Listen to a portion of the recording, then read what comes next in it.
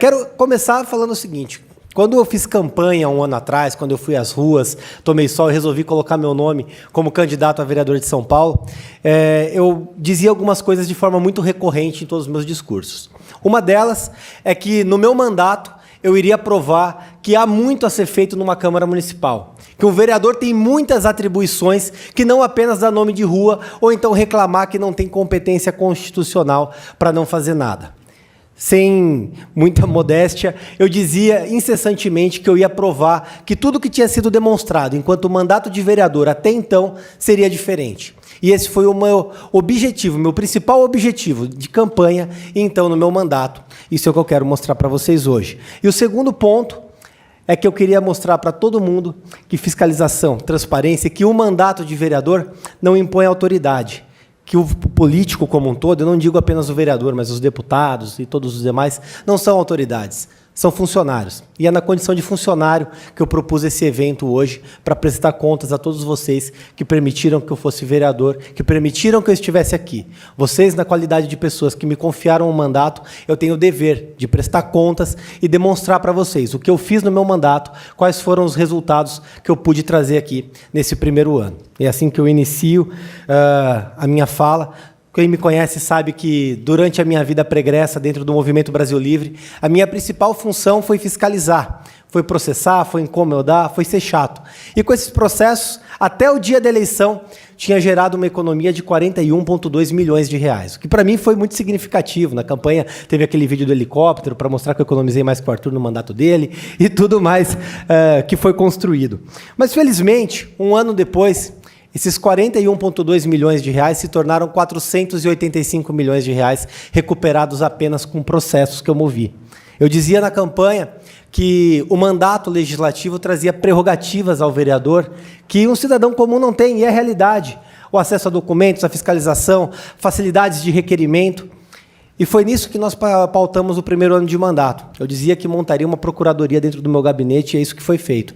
Essa procuradoria conseguiu recuperar esse valor através de processos. Dessa vez, eu trouxe uma colinha para poder falar para vocês. Não fiz uma apresentação tão bonitinha quanto a do Kim, mas para poder trazer aqui. Afinal de contas, eu acabaria esquecendo de alguns fatos importantes. Eu acho que o principal processo, e aqui prestando contas eu quero explicar para vocês, foi o processo que suspendeu o contrato da Fórmula 1. Todo mundo aqui viu que o Grande Prêmio do Brasil aconteceu. E foi um baita GP, apesar que o Vettel não teve o resultado que eu esperava. Mas dentro daquele Grande Prêmio, ele só foi realizado porque nós conseguimos uma contracautela judicial. Nós suspendemos o contrato da Fórmula 1, um contrato ilegal de 100 milhões de reais, que colocava em risco as contas da cidade de São Paulo através de uma empresa de prateleira, a MC Brasil. Uma empresa que até então não tinha feito uma corrida de rolemã. Foi exigido que essa empresa calcionasse a cidade de São Paulo para realizar o Grande Prêmio. O processo corre. Ainda vai ser avaliada a ilegalidade do contrato, ainda vai ser avaliado o crime que eventualmente foi cometido naquela realização. E se foi cometido, o valor pago pela cidade de São Paulo, mesmo com a realização do Grande Prêmio, vai ser estornado para os cofres públicos e não vai haver nenhum prejuízo ao cidadão de São Paulo. Mas não apenas isso. Entrei com a ação quando o prefeito Bruno Covas resolveu aumentar o próprio salário para suspender esse pagamento. O salário ainda não caiu em aumento, mas o processo está em andamento e eu tenho certeza que nós vamos conseguir barrar. Aí, além disso, antes mesmo de assumir o mandato, fui responsável por suspender a tal live da virada, o show da Maiara e Maraísa, mais de R$1 milhão para elas gravarem o show, não era nem ao vivo, que seria pago, nós conseguimos suspender. Assim como suspendemos também os bloquinhos virtuais de carnaval, entre outros resultados do mandato. Não processei apenas em São Paulo, não. Com meu amigo vereador Glauco Braido, aqui de São Bernardo, nós suspendemos um contrato de R$200 milhões em São Bernardo do Campo. Afinal de contas, não tem ilegalidade só em São Paulo, não tem falcatrua com o nosso dinheiro só na nossa cidade. E não ficou só aqui não, também em São Sebastião entrei com uma ação e consegui suspender um contrato de publicidade no valor de R$16 milhões. Além das ações que nós movemos junto com o Kim contra o governo Bolsonaro, como, por exemplo, para impedir o confisco do kit intubação de municípios, para proibir a contratação de blogueiros. Vocês devem se lembrar, durante a gestão Bolsonaro, ele resolveu contratar blogueiros para fazer incentivo ao uso do kit Covid. Tudo isso pago com o nosso dinheiro. Movemos ação contra a esteira do presidente Hamilton Mourão. Movemos ação também para ter acesso aos documentos sigilosos na compra da Covaxin. E também o cartão corporativo do senhor Jair Bolsonaro, que agora o Kim, na comissão que ele faz presente, vai ter acesso a essas informações. O cartão corporativo que custeou 2,7 milhões de reais para o presidente da República passar as suas férias no Guarujá com a sua grande família. Mas nem só de processo vive o homem. Apesar de que o meu mandato é pautado nisso, eu acho que uma frase que norteia o meu mandato, que norteia a minha atuação, eu acho que, na verdade, norteia o MBL, é nunca perder a capacidade de se indignar.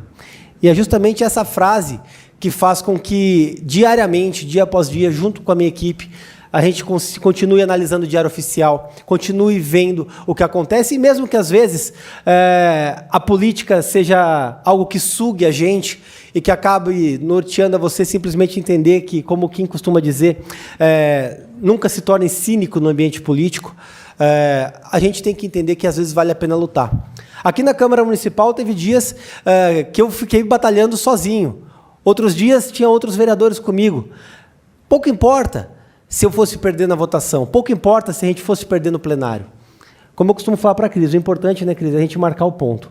Mesmo que seja para a gente perder de forma avassaladora. É importante a gente marcar a posição. Não é porque vai ser aprovado um projeto com a esmagadora maioria que nós vamos nos curvar e simplesmente deixar aprovar. A reforma da Previdência aprovada aqui na Câmara de São Paulo foi aprovada com 37 votos cravados. Um deles, inclusive, eu consegui com mão-brada. Efetivamente, tivemos que ganhar no braço aquela votação. Mas foi necessário. Uma economia de 111 bilhões de reais nos próximos 35 anos.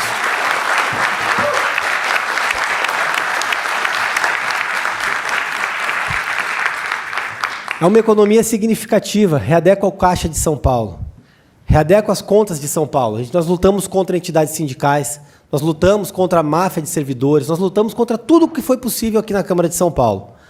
Mas a gente sabia que era necessário, que era importante, que por mais que tivesse servidores acampados aqui na porta, achacando assessores, achacando vereadores, ameaçando, mandando mensagem, mandando correspondência anônima, valia a pena lutar para ter essa economia. Nós estamos falando de equalizar uma conta que vai permitir investir na cidade de São Paulo. Cada paulistano paga por ano R$500 apenas a título de aposentadoria para servidor. São R$500 que deixam de sair de cada cidadão da cidade de São Paulo para pagar privilégio para servidor. E, felizmente, nós conseguimos ter a reforma profunda, a necessária, a ponto que São Paulo precisava. Isso é uma grande vitória do meu mandato, mas eu acho que é uma grande vitória da Câmara de São Paulo. E, principalmente, é uma grande vitória do MBL, que ficou aqui nas galerias enfrentando os sindicalistas, tomaram porrada, apanharam, foram ameaçados ali na porta, mas com a militância nós conseguimos aprovar. E eu posso dizer com propriedade, se não fosse a militância que estava na galeria dando apoio, faltaria esse um único voto para que a gente conseguisse aprovar a reforma.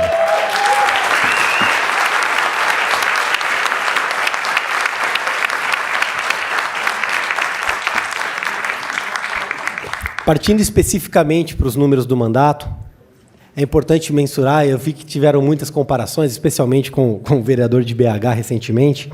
Até a presente data, meu mandato protocolou 62 projetos de lei. E Kim, desculpa, não tem nenhum nome de rua, cara. Foram projetos de lei de verdade. Tá? Dentre eles, eu fiz questão de mencionar aqui, são projetos objetivos e até que às vezes apelam para o óbvio, mas que infelizmente na ampla legislação de São Paulo não são obrigados. Um deles que obriga a retirada de fios e cabos inoperantes nos postes. A gente anda por São Paulo, especialmente aqui no centro, parece um varal. E a concessionária de energia não tem a obrigação de retirar aqueles fios que ficam enrolados e não têm utilidade. Prejudica a cidade, coloca em risco a fiação. O projeto de lei obriga essa retirada. A manutenção da frota mínima de ônibus durante a pandemia. Parece muito óbvio, né? Mas especialmente agora, quando começa a se falar em uma terceira onda, a gente viu o que aconteceu com a péssima gestão do Bruno Covas durante a pandemia, que reduziu a frota de ônibus, aglomerando a população mais carente, justamente exatamente nos pontos de ônibus. Um contrassenso completamente ilógico. Esse projeto obriga a manutenção da frota mínima de ônibus. O outro projeto obriga a colocação de placas informativas em obras públicas paradas. A gente tem obras ao longo de toda a cidade estáticas. As placas informativas devem explanar o custo da obra, o tempo que a obra está parada, especificamente o prazo para a retomada da obra. E, por fim, o PL que o Reni trouxe aqui, que vale a pena demonstrar, que eu tenho certeza que vai ser aprovado na próxima terça-feira, que incentiva a adesão ao City Câmeras e cria o selo Empresa Amiga da Segurança. O City Câmeras, para quem não conhece, é um projeto do deputado Reni, que compartilha informações das câmeras particulares com a Guarda Municipal, criando um grande sistema de vigilância na cidade como um todo, e esse projeto incentiva a adesão das empresas para que a gente consiga ampliar ainda mais o sistema de segurança da cidade de São Paulo. Tá? Mas ainda assim, não apenas de projetos apresentados, eu consigo aprovar alguns projetos, e é isso que eu quero passar para vocês aqui, para mostrar para o Kim também que eu aprovei mais projetos que ele e projetos úteis para a cidade de São Paulo. Um deles, que institui a carteira de identificação da pessoa com autismo. As pessoas que têm deficiência, que são autistas, são pessoas especiais, ganham uma carteira de identificação na cidade de São Paulo, o que garante segurança para elas, e eu acho que é um projeto bastante necessário. Regularização fundiária, trata do direito de propriedade para moradores de favela, regularizando e permitindo que essas pessoas tenham acesso à certidão de matrícula, tenham acesso à possibilidade de comercializar os imóveis e tirem esses imóveis da ilegalidade. De um lado, garante maior arrecadação para a cidade de São Paulo, de outro lado, permite que essas pessoas consigam comercializar seus imóveis. É um projeto bastante difícil de aprovar na Câmara de São Paulo, especialmente por conta de grupos que atuam em contrário a esse tipo de projeto, facção criminosa, interesses que tem na ilegalidade. Felizmente, a gente conseguiu encaminhar. E que é uma grande promessa de campanha, foi pauta da minha campanha, que é o projeto que institui o Código de Defesa do Empreendedor e cria a Patrulha do Empreendedor. Se tornou lei na cidade de São Paulo, foi o primeiro projeto, inclusive, que o prefeito Ricardo Nunes sancionou, já está vigendo, que cria mecanismos de defesa para quem tenta empreender e, ao mesmo tempo, cria gatilhos para que o cidadão que, eventualmente, sofre achaque de fiscal, que sofre alguma fiscalização, percebe que está tendo o requerimento protelado, ele tem um canal na prefeitura agora de ofertar denúncias e esse fiscal vai ser processado. Um projeto bastante interessante, felizmente, já está vigente e regulamentado. Tá? Outro projeto trata da disponibilização de banheiro químico nas feiras. Quem vai em feira livre, esse projeto, inclusive, eu construí ele durante a campanha. Durante a campanha, eu não conseguia ficar parado, eu ficava nervoso, eu queria falar com as pessoas e durante o dia, às vezes, não tinha muita coisa para fazer. Eu resolvi fazer campanha nas feiras de São Paulo. Então, todo dia, eu ia com a minha equipe de feira em feira, conversar com os feirantes e conversar com a população. E aí eu percebi que uma grande demanda é que em todas as feiras não tem banheiro químico. Uma coisa um tanto quanto óbvia, que peca pela segurança, peca pela saúde pública. Conseguimos aprovar aqui na Câmara de São Paulo e está vigente. E aí, voltando nos 4 projetos que eu aprovei ontem, que eu acho que, inclusive, são os projetos mais importantes do mandato, um deles autoriza o fechamento de ruas sem saídas e bolsões de segurança para a cidade. Basicamente, quem tem uma rua sem saída ou um bairro pode constituir um bolsão, fazer um microcondomínio, amplia a segurança daquela região e diminui o custo da cidade de São Paulo com a segurança daquele local. Outro projeto determina a notificação com 72 horas de antecedência para que haja o corte de energia elétrica. Eu tenho certeza que alguém aqui já passou por problemas com corte de energia elétrica na casa. Você esquece de pagar a conta, ou tinha uma conta pendente do imóvel que você comprou, você tem uma criança pequena, a tua conta de luz é cortada e ninguém sabe por quê. Aí até religar você já perdeu 2, 3 dias sem energia elétrica, com problemas em geladeira, etc, etc, etc. Isso foi aprovado a partir de agora, 72 horas para comunicação, para que a pessoa possa regularizar as pendências, e uma vez regularizada, tendo havido corte, em 12 horas a luz tem que ser religada, certo? E um outro projeto, esse aqui teve bastante resistência da parte da esquerda da Câmara, e eu queria até fazer um desabafo com vocês. Ele estabelece o monitoramento por câmeras nas escolas municipais de educação infantil. Então, a situação é a seguinte: você tem uma criança, um bebê de 1, 2 anos, e você deixa essa criança na creche. Basicamente, os sindicatos não permitiam até então que você simplesmente acompanhasse o dia a dia, você pegasse o teu celular e olhasse como estava a tua criança na creche, algo que acontece nas escolas particulares. Com muita resistência do PSOL, do PT aqui na Câmara de São Paulo, conseguimos aprovar o projeto de lei que foi regulamentado, foi feito em parceria com o vereador Tami, e a partir de agora os pais da rede pública de ensino vão ter esse acesso.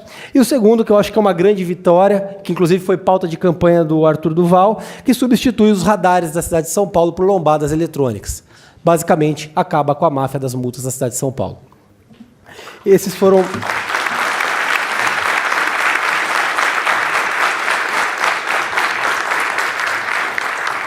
Obrigado.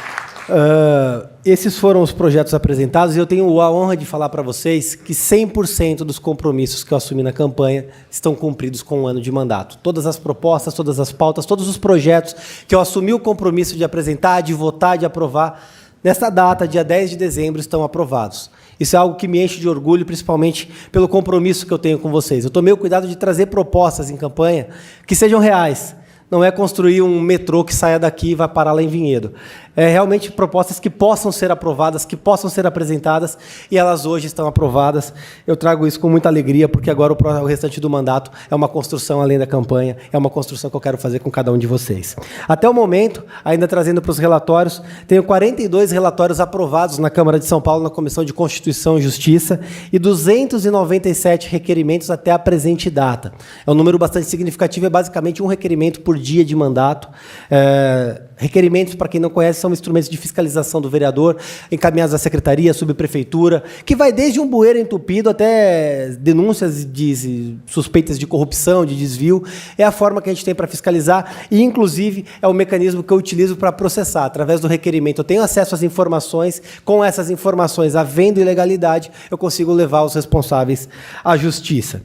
Dentre todos os relatórios, eu não posso deixar de pautar para vocês que, para mim, foi o papel principal que eu exerci, que, como já disse anteriormente, foi a reforma da Previdência, onde eu pude relatar o projeto na CCJ, presidir a comissão especial e depois ter a condução no plenário, que, para mim, foi um ponto bastante alto do mandato. E aí, volto aqui a explicar para vocês que... tive a honra agora, no final do mandato, de conseguir o relatório do projeto que vai pautar as Smart Cities. Para quem não sabe, o plano diretor da cidade de São Paulo foi protelado para o ano que vem e as Smart Cities agora vão pautar o que vai ser construído no plano diretor. Basicamente, para quem não conhece, o sistema de Smart Cities ele busca a captação de dados ao longo da cidade toda, que vai desde um bueiro entupido, sistema de semáforos, otimização do sistema de saúde, diminuição das filas da creche, diminuição dos exames na rede pública, enfim, todo o serviço público da cidade de São Paulo vai ser otimizado através de um banco de dados com compartilhamento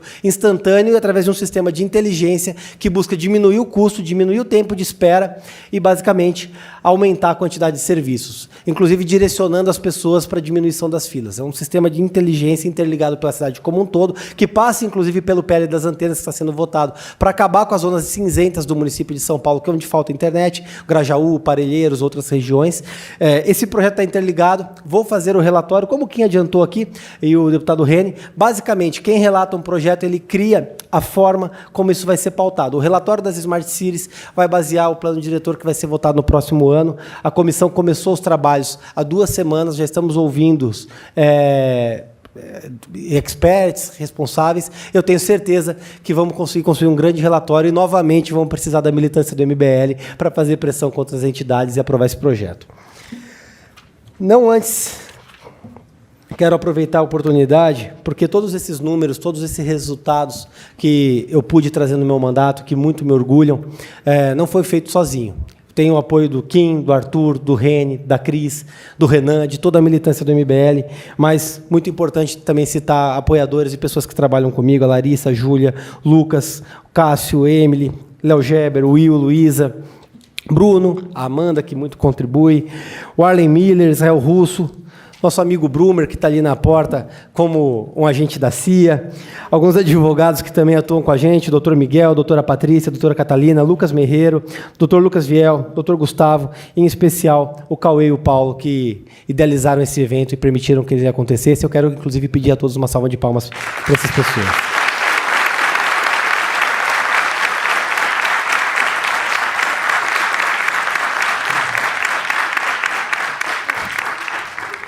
Sem dúvida, 2021 foi um ano de muitas conquistas. E aqui, em especial, quero dizer para vocês, já indo para o final e dispensando um pouco o script, que para mim foi um ano de muitas realizações, um ano de muitas responsabilidades, mas principalmente um ano de muito aprendizado. Eu posso dizer para todos vocês que, mesmo tendo experiências trabalhando com o Kim, trabalhando em outros lugares, apenas durante o mandato eu pude aprender o que é a pressão do mandato parlamentar, a responsabilidade do voto, a responsabilidade e o peso de um discurso em plenário. Eu que sempre atuei no backstage, fui advogado do movimento, atuei como advogado, como assessor parlamentar. Estando como vereador, eu pude efetivamente sentir a pressão do que é esse mandato. Eu confesso a vocês que eu busquei muito vir à Câmara Municipal, eu sabia que eu poderia realizar um grande trabalho como vereador. Eu tinha certeza que eu conseguiria trazer o exemplo, e como eu disse para vocês no começo, eu demonstraria, enquanto vereador, enquanto mandatário, que dá para fazer muito, que dá para fazer a diferença, que dá para fazer uma forma nova de fazer política. É isso que é o compromisso do MBL.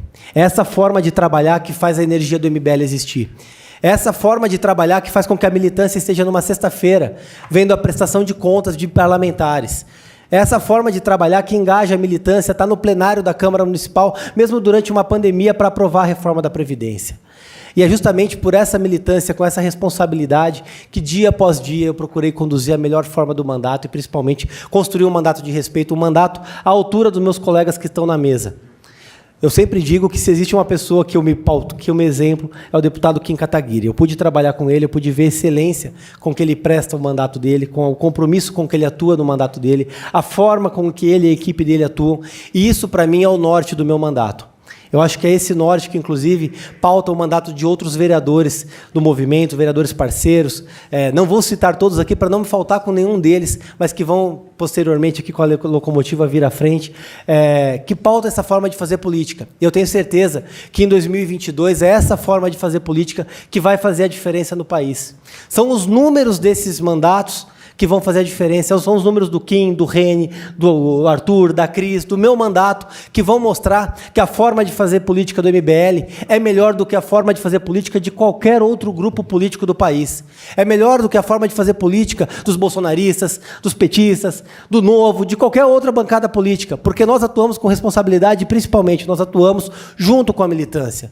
Nós não atuamos em separado deles. Nós não vendemos sonhos, informações, nós trazemos com a realidade e, principalmente, nós temos um compromisso de prestar contas, de apresentar, de ouvir, de pautar, de reconhecer erros quando erramos, mas principalmente de ir adiante, mesmo que signifique tomar porrada, mesmo que signifique perder na votação, perder no voto, mas marcar uma posição. Essa é a forma que eu atuo no meu mandato, essa é a forma que todos eles atuam, e eu tenho certeza que essa é a forma que vai permitir com que a gente construa uma grande bancada, especialmente lá em Brasília, com muitos outros 15 em 2022. Eu tenho certeza que dessa forma nós vamos fazer a diferença na política, e independente de quem seja o presidente da República, seja Lula, seja Bolsonaro, seja o Sérgio Moro, seja qualquer outro, vai ter uma bancada responsável na Câmara Federal fiscalizando esses deputados.